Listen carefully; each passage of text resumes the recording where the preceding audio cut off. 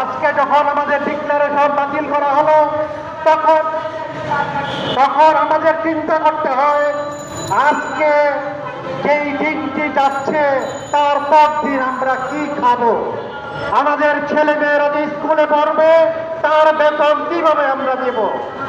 এই সাংসারিক চিন্তা করতে করতে আমাদের যে অনিশ্চয়তার মুখে আজকে কুচক্রী মহল দাঁড় করিয়েছে তার তীব্র প্রতিবাদ ও নিন্দা জানানোর জন্য আজকে আমরা এখানে দাঁড়িয়েছি। বন্ধুগণ, আপনারা জানেন 2007 সালে এই যে অতিথিকর একজন বৃদ্ধ যিনি এই সমস্ত ঘটনার নাটের গুরু, তার নামটি আমি মুখে উচ্চারণ করতে চাই না।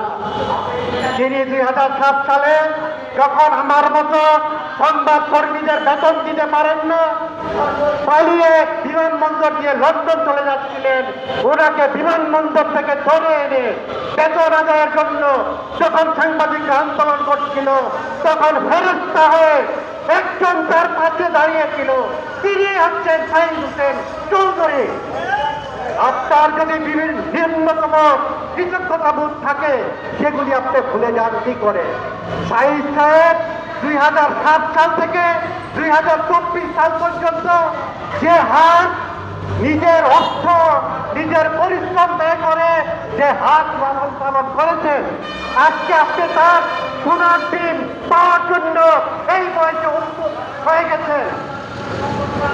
রফিক রহমান সাহেব, আপনি আমাদের পুত্রের একজন, আপনি আমাদের বয়োজ্যেষ্ঠ, আপনার প্রতি আমাদের অকুণ্ঠ শ্রদ্ধা আছে, কিন্তু একটি কুচক্রী মহলের ষড়যন্ত্রের সঙ্গে তাল মিলিয়ে আপনি যে ষড়যন্ত্রের খেলা শুরু করেছেন, এই ষড়যন্ত্রের সঠিক প্রতিবাদ চিন্তা জবাব আমরা দেবই।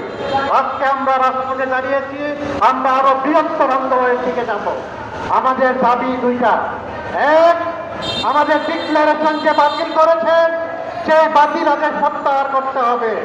দুই, গত ডিসেম্বর মাসের 15 তারিখে জোর করে আমাদের তেজগা জায়গা যে অফিসের কার্যালয়ে দখল করেছেন তা আমাদেরকে ফিরিয়ে দিতে হবে।